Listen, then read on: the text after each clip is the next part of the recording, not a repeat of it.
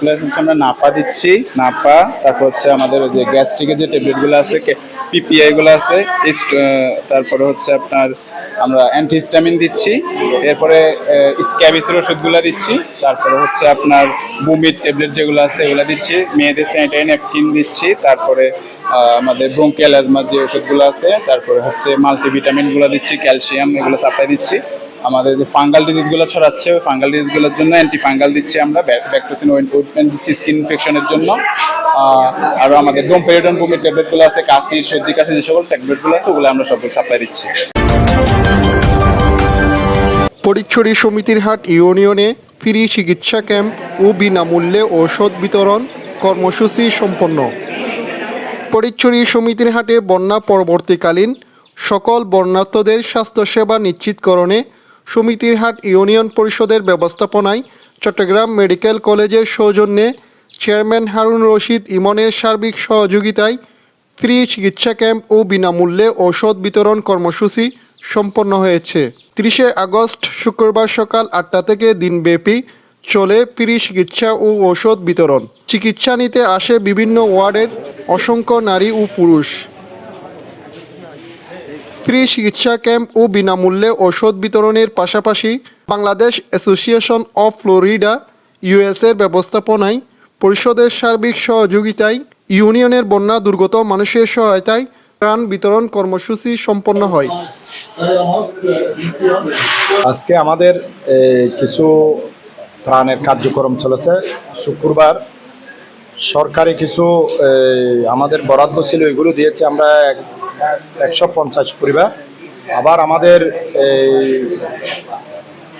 Bangladesh association Florida USA থেকে আমরা 100 পরিবারকে আমরা খাদ্য সামগ্রী দিয়েছি এবং আমাদের প্রবাসী পরিষদের সমিতির হাট প্রবাসী পরিষদের পক্ষ থেকেও আমরা খাদ্য সামগ্রী প্রদান করেছি। ইতিমধ্যে আপনারা দেখেছেন আমাদের এই সমিতির হাটে ইউনিয়ন পরিষদের হল রুমে আমাদের চট্টগ্রাম মেডিকেল কলেজের সম্মানিত আমাদের ডাক্তার সাহেবেরা এসেছেন। ওনারা স্বেচ্ছায় আমাদের এলাকাবাসীকে সমিতির হাটবাসীকে এই বিভিন্ন ধরনের পরীক্ষা করে ওনাদেরকে সাথে সাথে ফ্রি চিকিৎসা এবং ফ্রি ওষুধ দিয়ে যাচ্ছেন। তো আলহামদুলিল্লাহ এলাকার মানুষ, অনেক মানুষ এসেছেন, রুগী ইতিমধ্যে এসেছেন। আমাদের 11টা থেকে শুরু হয়েছে, 1 ঘন্টায় 150 রুগী, এটা অনেক বড় ব্যাপার। ওনারা সেবা দিয়ে যাচ্ছেন। যতক্ষণ পর্যন্ত আমাদের এই রুগী থাকবে ততক্ষণ পর্যন্ত ওনারা সেবা দিয়ে যাবেন। তো আমরা ওনাদের প্রতি কৃতজ্ঞতা জানাই, ধন্যবাদ জানাই। আমাদের খুব সময় কম দিয়েছে, না হয় আমরা বিভিন্ন রুমে আমরা এটা সেট আপ করতাম, কিন্তু আমাদের ওই ত্রাণ দেওয়ার দরুন আমরা এক জায়গায় হল রুমে ওনাদেরকে জায়গা করে দিতে হয়েছে। একটু গোছানো হয় নাই জিনিসটা, তারপরও মোটামুটি ওনারা কিন্তু বসে থাকে নাই। আমরা নাস্তার ব্যবস্থা করছি, এরা নাস্তা করে নাই।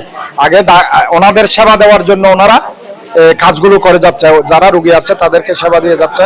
তো আমরা ধন্যবাদ জানাই। ওনারা যে আমাদের এলাকায় এসেছে, এলাকাবাসীর পক্ষ থেকে, আমাদের ইউনিয়ন পরিষদের পক্ষ থেকে ওনাদের প্রতি আমরা কৃতজ্ঞতা জানাই। আমাদের কিছু মানুষ হলো অন্তত এই চিকিৎসার আওতায় এসেছে, এরপরও ওনাদেরকে ভালো পরামর্শ দিবেন। পরীক্ষা নিরীক্ষা যদি করতে হয় এটা বাইরে গিয়ে ওনারা পরীক্ষা নিরীক্ষা করে পরে ওনাদের চিকিৎসা ব্যবস্থা চালু রাখতে পারবে।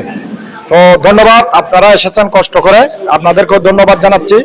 আমাদের নামাজের টাইম হয়ে যাচ্ছে, নামাজের পরও যদি কেউ থাকে ওনারা চিকিৎসা ব্যবস্থা চালিয়ে যাবেন। আমরা এখানে চট্টগ্রাম মেডিকেল কলেজ হাসপাতালের ডাক্তারবৃন্দ এবং শিক্ষার্থীবৃন্দ বন্যার্থদের জন্য এবং এলাকাবাসীর জন্য চিকিৎসা সেবা নিশ্চিতের জন্য আজকে এই মেডিকেল ক্যাম্পটা আমরা এখানে করছি। এতে সামগ্রিকভাবে সাহায্য করছেন অত্র এলাকার ইউনিয়ন পরিষদ চেয়ারম্যান জনাব হারুনুর রশিদ ইমন সাহেব। তো আজকে আমরা সকাল থেকে এখন পর্যন্ত প্রায় মহিলা 30 জন এবং পুরুষ প্রায় 30 জনেরও অধিক আমরা সুচিকিৎসা এবং ওষুধ বিনামূল্যে মেডিকেল ক্যাম্পের মাধ্যমে আমরা বিতরণ করছি। এখানে সার্জারি, মেডিসিন, শিশু এবং গাইনি ডাক্তাররা তাদের চিকিৎসা সেবা প্রদান করছেন এবং এই এই এই এই এই পরিপ্রেক্ষিতে আমরা আমাদের মেডিকেল ক্যাম্পটা চালিয়ে যাচ্ছি যাতে বন্যার্ত মানুষ এবং এলাকার মানুষ যাতে সাহায্য পায় এবং তারা যাতে এই অপচিকিৎসা বা কোনো ভুল চিকিৎসার শিকার না হয়ে যাতে কোনো কষ্ট না পায়, সে কারণে সুচিকিৎসা নিশ্চিতের জন্য আজকে আমরা এই মেডিকেল টিমটা এখানে পরিচালনা করছি। এবং আরো একটি ইনফরমেশন যেটা সেটি হলো আগামীকাল কিন্তু নারায়ণহাটে ফটিকছড়ি ডক্টরস অ্যাসোসিয়েশন থেকে একটি ফ্রি মেডিকেল ক্যাম্প করা হবে সকাল 9টা থেকে। আজকে আমরা সমিতির হাটে করে যাচ্ছি, সামনে আগামীকাল নারায়ণহাটে হবে এবং ভূজপুর, হারুয়ালছড়ি এবং সুন্দরপুরের দিকে অলরেডি মেডিকেল ক্যাম্পগুলো চলমান আছে। এরই ধারাবাহিকতায় আমরা আজকে সমিতির হাট করে যাচ্ছি। ইনশাল্লাহ সামনে আর্তমানবতার সেবায় ডাক্তার সম্প্রদায় এবং চট্টগ্রাম মেডিকেল কলেজের ছাত্র এবং ডাক্তার অবশ্যই ফটিকছড়িবাসী হতে শুরু করে দেশের সর্বদিকে চিকিৎসা সেবা প্রদানে নিশ্চিত করবে।